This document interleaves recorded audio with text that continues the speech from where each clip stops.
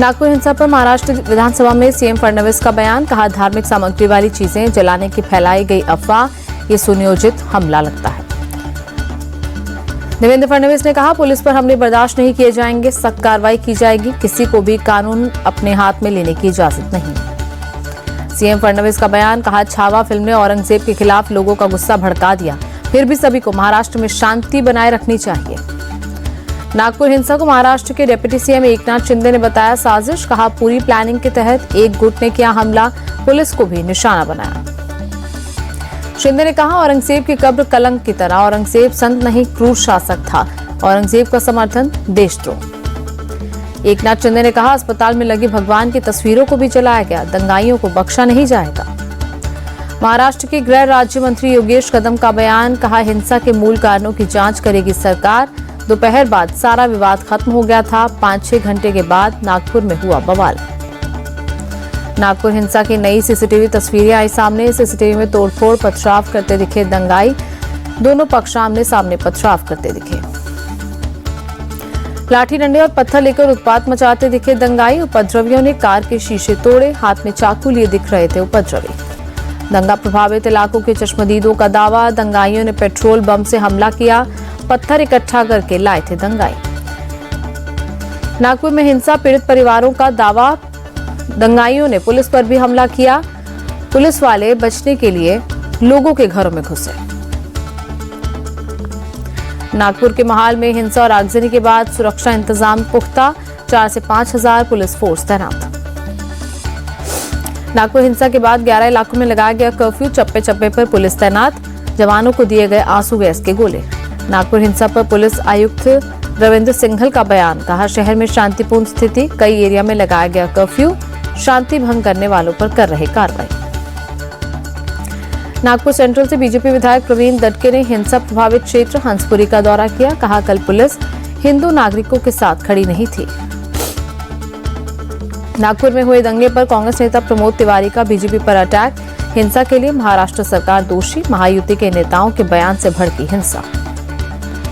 नागपुर हिंसा के बाद उद्धव गुट का राज्य सरकार पर बड़ा आरोप, सांसद संजय राउत बोले दंगा कराने वाले उनके ही लोग हैं। संजय राउत बोले ये हिंदुओं को डराने का नया पैटर्न, नागपुर में दंगा करने की कौन हिम्मत करेगा, औरंगजेब के नाम पर डर पैदा किया जा रहा है। नागपुर हिंसा पर केंद्रीय मंत्री रामदास अठावले का बयान, छावा फिल्म में औरंगजेब ने जिस तरह से संभाजी की हत्या की थी, उसे देखकर लोगों में औरंगजेब के खिलाफ आक्रोश और बढ़ गया। कांग्रेस सांसद वर्षा गायकवाड़ ने महाराष्ट्र के लोगों से शांति बनाए रखने की अपील की, कहा छत्रपति शिवाजी सभी को साथ लेकर आगे चलते थे। नागपुर हिंसा पर बीजेपी सांसद दिनेश शर्मा बोले कांग्रेस को औरंगजेब की जिन से बचना चाहिए, औरंगजेबी सोच की जगह अब्दुल कलाम जी की सोच लाएं। नागपुर हिंसा को लेकर मायावती का ट्वीट, महाराष्ट्र में किसी की भी कब्र और मजार को क्षति पहुंचाना ठीक नहीं, इससे वहां आपसी भाईचारा, शांति और सौहार्द बिगड़ रहा। महाराष्ट्र विधानसभा के बाहर बीजेपी और शिवसेना के नेताओं का प्रदर्शन, संभाजीनगर में औरंगजेब की कब्र हटाने की मांग। मुजफ्फरपुर रेलवे स्टेशन परिसर में तोड़े गए मंदिर के पुनर्निर्माण को लेकर प्रदर्शन, ट्रैक के बगल में मौजूद मस्जिद को हटाने की मांग। महाकुंभ पर लोकसभा में प्रधानमंत्री मोदी का संबोधन, कहा महाकुंभ के आयोजन का महाप्रयास सफल रहा, देश की सामूहिक चेतना का नतीजा दिखा। प्रधानमंत्री बोले महाकुंभ के रूप में दुनिया ने भारत का विराट स्वरूप देखा, आज पूरी दुनिया हमारी संस्कृति को आत्मसात कर रही।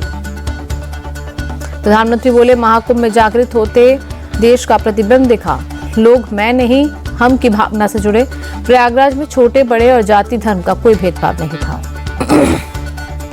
प्रधानमंत्री मोदी का विपक्ष पर निशाना, लोकसभा में बोले लोगों की आस्था से महाकुंभ पर सवाल उठाने वालों को जवाब मिला। पीएम मोदी के संबोधन के बाद लोकसभा में भारी हंगामा, वेल में पहुंचे विपक्षी सांसद, महाकुंभ पर विपक्ष को भी बोलने देने की मांग। कुंभ पर लोकसभा में पीएम मोदी के भाषण पर बोले राहुल गांधी, कहा कुंभ में जिनकी मृत्यु हुई उनको पीएम ने श्रद्धांजलि नहीं दी, नेता प्रतिपक्ष को बोलने का मौका भी नहीं दिया। प्रियंका गांधी बोली नेता प्रतिपक्ष होने के नाते राहुल गांधी को भी लोकसभा में बोलने का मौका मिलना चाहिए था, विपक्ष के बोलने से सरकार को आपत्ति नहीं होनी चाहिए। संसद में प्रधानमंत्री मोदी से मिले छत्तीसगढ़ के मुख्यमंत्री विष्णुदेव साय, राज्य के विकास के बारे में विस्तार से चर्चा की।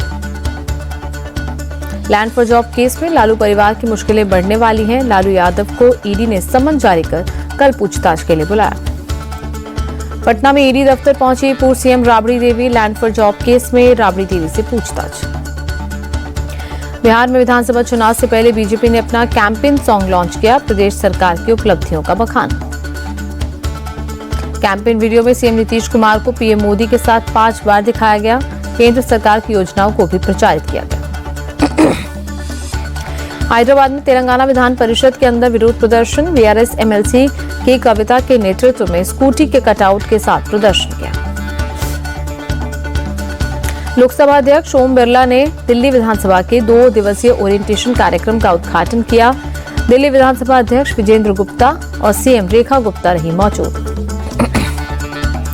लोकसभा में नेता विपक्ष राहुल गांधी ने की न्यूजीलैंड के पीएम क्रिस्टोफर लक्सन से मुलाकात। कई मुद्दों पर बातचीत। दिल्ली में रायसीना डायलॉग में बोले विदेश मंत्री एस जयशंकर, हमें एक अंतर्राष्ट्रीय व्यवस्था की जरूरत है, ठीक वैसे ही जैसे हमें एक घरेलू व्यवस्था की जरूरत है। रायसीना डायलॉग में शामिल हुई अमेरिकी राष्ट्रीय खुफिया निदेशक तुलसी गबार्ड, कहा यह मंच महत्वपूर्ण मुद्दों पर सीधे संवाद में शामिल होने का अवसर देता है।